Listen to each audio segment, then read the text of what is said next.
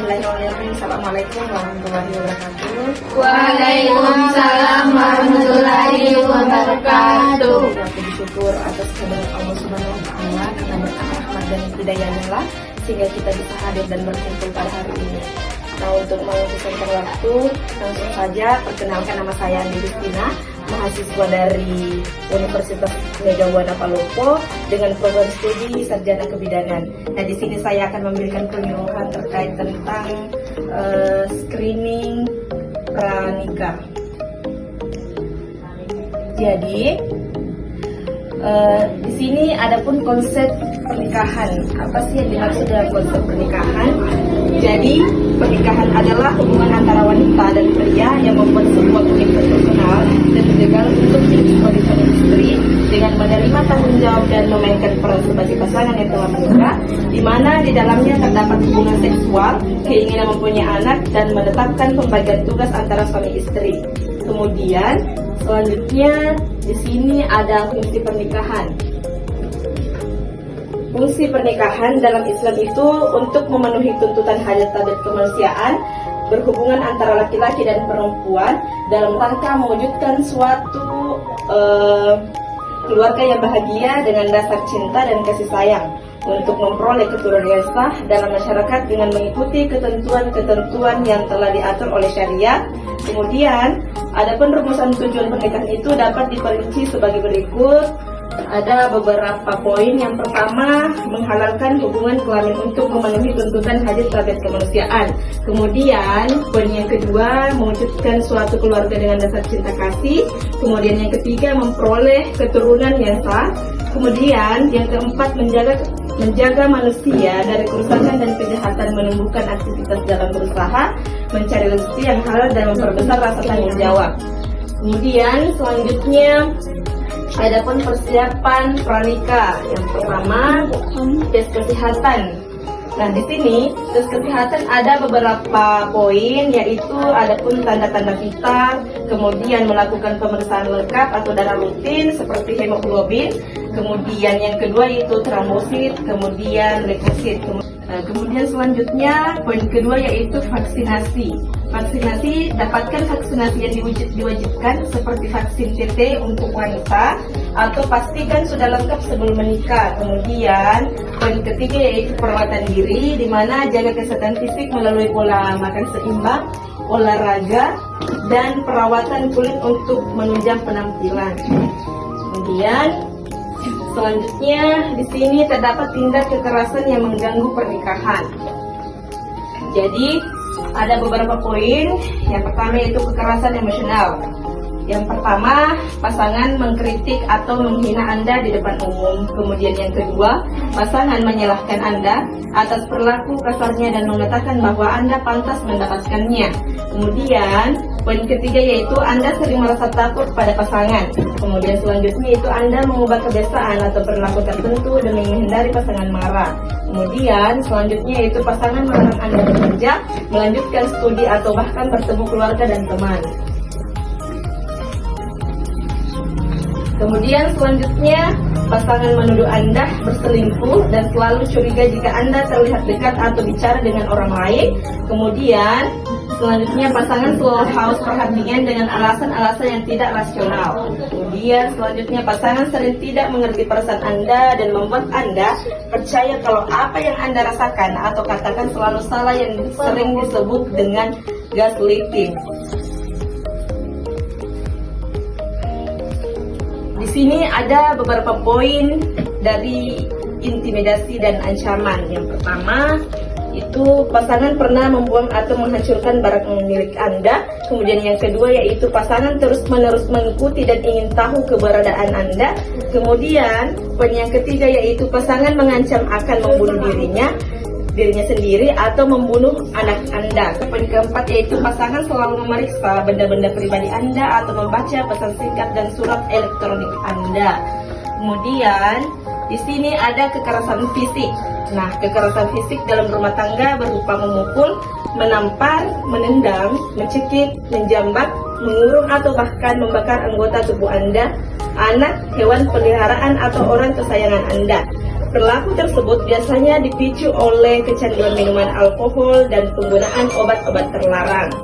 Nah, selanjutnya di sini kekerasan seksual terdiri juga beberapa poin. Yang pertama, pasangan memaksa Anda melakukan hubungan seksual bahkan dengan orang lain. Kemudian, poin yang kedua yaitu pasangan menyentuh anggota tubuh sensitif Anda dengan cara tidak layak. Kemudian yang ketiga, pasangan menyakiti Anda selama melakukan hubungan seksual. Kemudian poin terakhir yaitu pasangan memaksa berhubungan seksual tanpa mengenakan kondom, bahkan melarang Anda menggunakan alat kontrasepsi. Kemudian selanjutnya ada pengertian kesehatan reproduksi itu sendiri.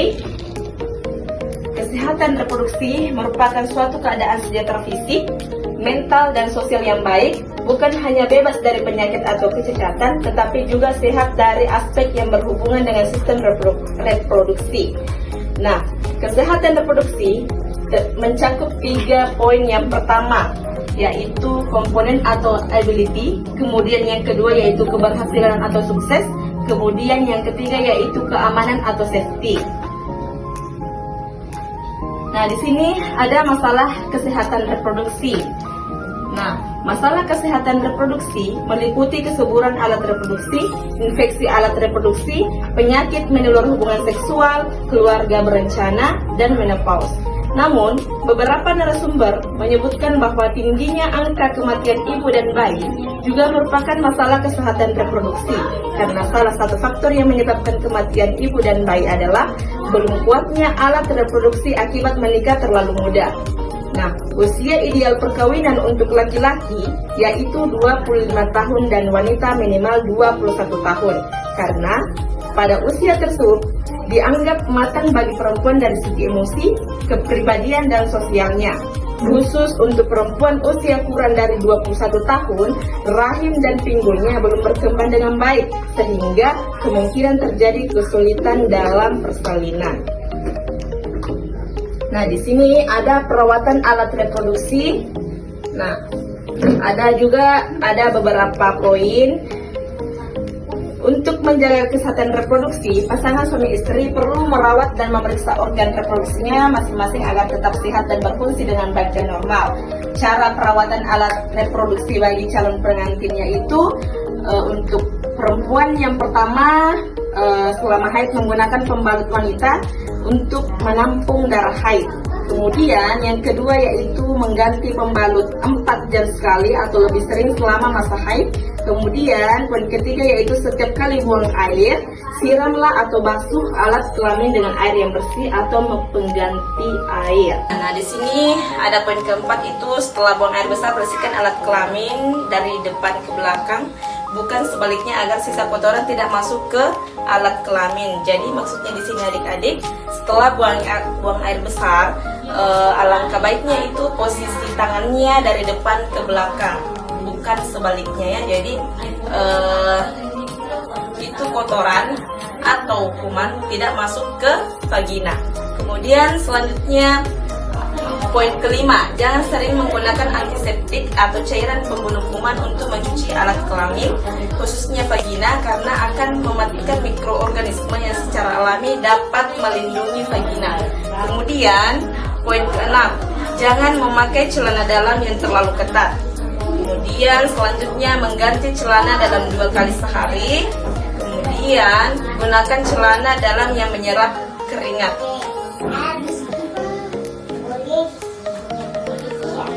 Jadi perawatan alat reproduksi untuk laki-laki, yang pertama mandi secara teratur 2 kali sehari.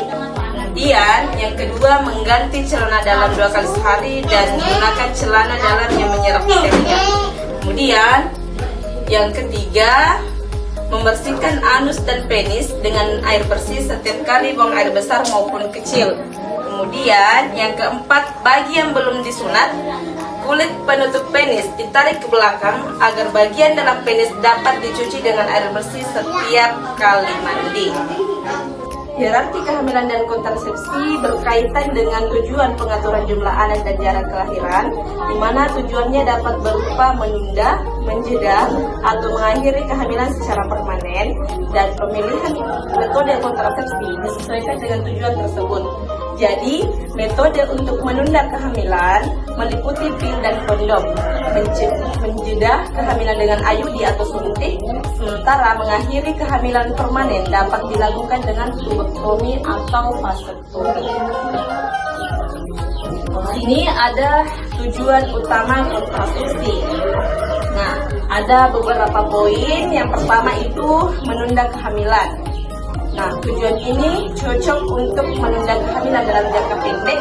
Kemudian yang kedua, metode yang disarankan yaitu pil KB dan kondom. Kemudian poin ketiga yaitu menjarangkan kehamilan, yaitu bertujuan untuk memberi jeda antara kelahiran anak, idealnya lebih dari 2 tahun.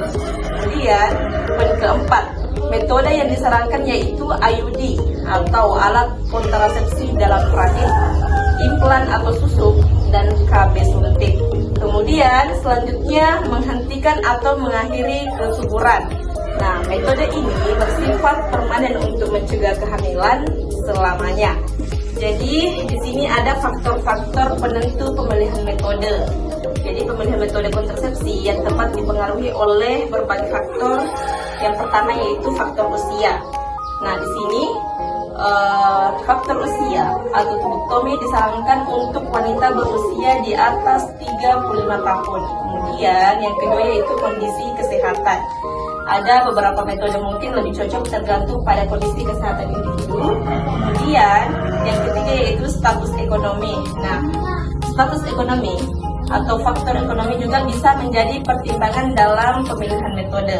Kemudian yang keempat yaitu pengetahuan dan sikap, di mana tingkat pengetahuan dan sikap pasangan terhadap kontrasepsi juga berperan penting. Kemudian yang terakhir itu dukungan pasangan atau dukungan dan partisipasi suami juga menjadi faktor yang penentu yang signifikan. Jadi di sini metode kontrasepsi yang dianjurkan bagi pasangan baru yang ingin menunda kehamilan terdiri 3 poin. Pertama, modern jangka pendek atau pil kombinasi, suntik progestin kombinasi, dan kondom. Kemudian poin kedua yaitu metode modern jangka panjang atau alat kontrasepsi dalam rahim atau AKDR atau IUD. Kemudian alat kontrasepsi bawah kulit atau AKBK atau implan, dan progestin kombinasi.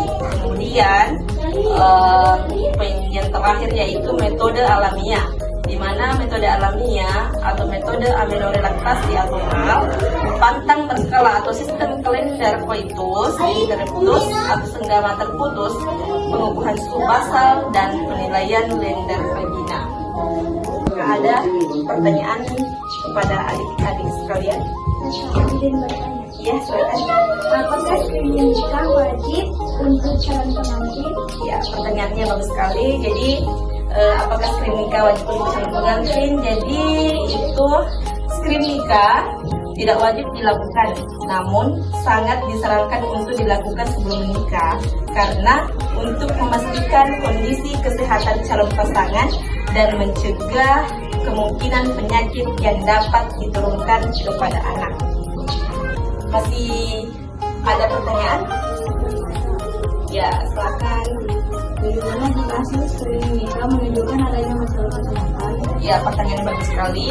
Jadi pertanyaannya bagaimana jika hasil screening nikah menunjukkan adanya masalah kesehatan? Ya, jadi jika hasil screening nikah menunjukkan bahwa adanya masalah kesehatan, maka pasangan tersebut dapat melakukan konsultasi dengan dokter untuk mendapatkan saran dan pengobatan yang tepat, karena juga dapat membantu mengurangi resiko komplikasi kehamilan dan persalinan. Jadi mungkin itu saja jawaban dari saya. Sekian, terima kasih. Assalamualaikum warahmatullahi wabarakatuh. Waalaikumsalam warahmatullahi wabarakatuh.